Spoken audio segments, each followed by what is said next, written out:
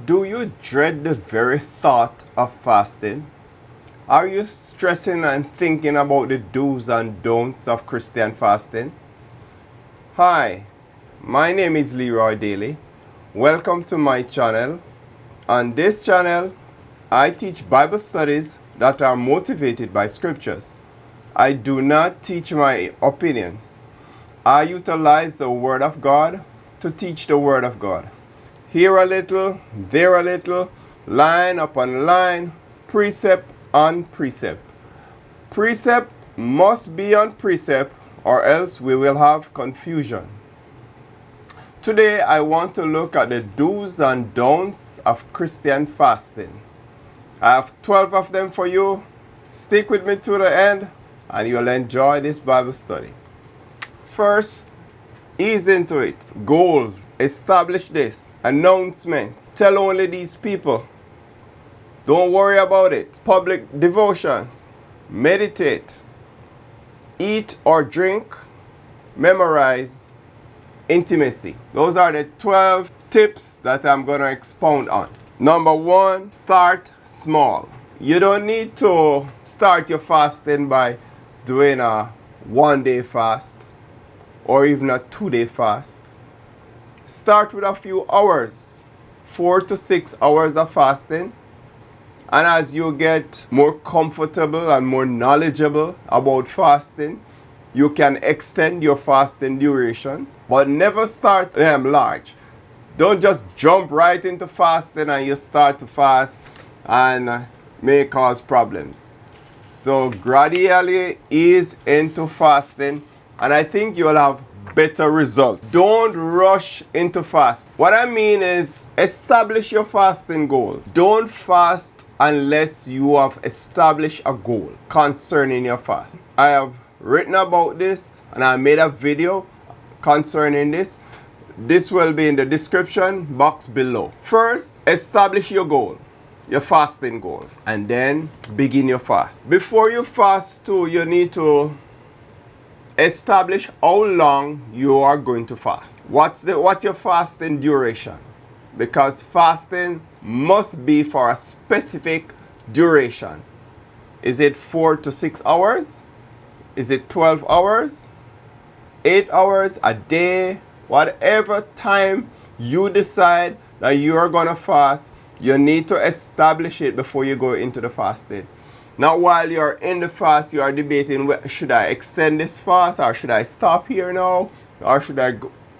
And later on, I will show you the spiritual importance of this. And especially if you speak about your fast to others before you fast. Like you might have peers or people from your church who might be fasting on that day, or you want to join in on the fast, that you talk to about this. Especially important that what you say to them is what you do. Don't make any announcement. Many people like to announce that they are fasting. Oh, I'm fasting today and I'm fasting. This is contrary to scripture. The Bible said that when you fast, nobody should know. Fast in secret. Therefore, you don't need to make an announcement that you're fasting like the scribes and the Pharisees. Keep your fasting between you and God. Now, next step, tell only these people. Tell only the people who need to know about the fasting. If you are married and you're going on a long fast, you should discuss this with your spouse. If you are single, you can do anything. If you live alone, you could do anything. But as long as there are people closely connected to your life who need to know about your fasting, then they should. Don't wait until your spouse make breakfast for you, then you are going to say, oh, I am fasting. Not at all. You should discuss this beforehand. So that was number 5. Number 6, don't stress about your fast. Don't stress and worry about it. It is much easier than it sounds, and it's much easier than it might appear. You won't know this until you start your fasting. As soon as you start the fasting, you're like, oh my God, it's much easier than I thought. It's much easier than they said it would. So don't stress about it. Don't worry about it. All that stressing and all that worrying about the fast is unnecessary. And you will thank me for this later on. Number 7, business as usual. What I mean by this is that go about your routine as you would. Get up and take your shower, brush your teeth, floss, do all those things. Put on your perfume, dress up. Nobody should look at you and know by observation that you're fasting. This is how the Pharisees and the scribes used to behave in the days. We don't want to emulate. Number 8, have no public devotion. Oh my Lord. I am on the train, I am on the bus, I'm even in taxi, and I see people doing private devotion in public transportation. They're reading and they're praying, and I'm like, really? If this is so important to you, you should have gotten up early, spent some time secretly and privately within you and the Lord in prayer and in devotion. Don't wait until you come on public transportation. Then you're going to pray and then you're going to read your Bible. And I'm looking and this is so frivolous. It has no spiritual value. The Lord said, when you pray, go into your closet and close the door. Go into your room and close the door. It's between you and the Lord. Granted, there are times when you have to pray publicly. But that's few situations. And especially at a function, you might need to pray openly and publicly before a group of people. That's understood. But those are for certain occasions. Not when you're fasting and you're on the train or you're in the subway and you're fasting and you're praying and reading your Bible. Please, Christians, don't emulate them. We are not fasting to men, we are fasting to God. That's why we do all these things in secret. So you fast and you pray in secret. Don't announce it. Make an announcement to everybody that you're fasting. Number 9, meditate. Do meditate. Meditate only on the Word of God. When you meditate, meditate only on the Word of God. Don't go into no trance. Don't blank out your mind and go into another place. Think on the Word of God. Meditate on it. Ask questions. Ask the Lord questions. Question yourself on the Word. Explore it. So, Lord, why this? Speak to Him when you meditate. Mutter to Him. Mutter to yourself. You don't have to be quiet to meditate. So meditate, but meditate only on the Word. There is a very popular question I see oftentimes on the internet. Can you drink coffee while you are religious fasting? Well, I don't do the religious fast. I do Christian fast. Big difference. While you're fasting, if you eat or you drink, you break the fast. Because the fast is a duration during which you neither eat nor drink nor have intimate relations for a specific objective.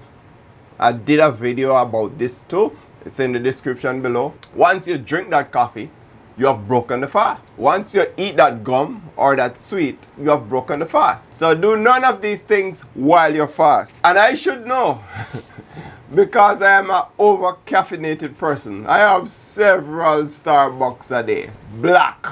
Strong. Yeah. And when I'm fasting, I have to go without my coffee. I have to go without my coffee. So while you're fasting, no coffee for you, please. Coffee breaks the fast. Stay away from Starbucks. And 12, don't be intimate. Don't have intimate relations while you're fasting. This is a no-no. This breaks the fast. And this is one reason why married couples need to discuss long fasting. Because you're going on a long fast and your spouse doesn't know about it. And marriage is a union. You're one. Two becomes one. Not only in flesh. So you shouldn't go on a fast and your spouse don't know about it. And that is why Apostle Paul spoke about it too. Say, give yourself to fasting and prayer, and then come together again. The scripture is also clear. The Lord will not accept your fasting if you go on a fast without your spouse knowing, a long fast. No, your spouse has to agree to that fast before the Lord accepts that fast. Now that you have understood some of the things to do and not to do during your fasting, the next thing to do is think and decide what habit you have that you want to break and go on a fast. What one habit that you have that's very repulsive to you, even to you, yes, even to you. You want to break it so much. You don't know what to do. You have tried so many things. Then go on a fast. Fast about it. Think about that habit. Some of us don't even need to think about the habit. We know what that habit is. Just decide on a day. And if you're married, explain to your spouse that you're going to fast. And you go on the fast. Select a short fast. Don't do a long fast. Select a short fast. Fast for the day, fast for a few hours. So, to conclude, Christian fasting is much more than abstaining from food and drink and intimate relation. It's the most powerful spiritual arsenal we have. If you desire to unleash the resurrection power of Jesus Christ, as a Christian, you must fast, or you will never experience it. You will never know what to do with it. You'll never even know that it exists. I mean, the power to speak and see what you speak come true. There is much power in fasting. It's an open secret. Many people don't know that to be really powerful in Christ, like the first century church, we must fast. And in fasting, we learn some things spiritually that we will never learn if we didn't fast. So if you want to bring your spiritual life up to another notch, another level, go on a spiritual fast. A Christian fast, no food, no drink, and take it to another level. You will learn a lot and you will grow spiritually. Through it, we break every bondage, every yoke, every bad habit, every stronghold, and we grow spiritually simultaneously. So, Christian fasting is a specific duration devoted to the Lord. We are fasting to God, not men. May you have a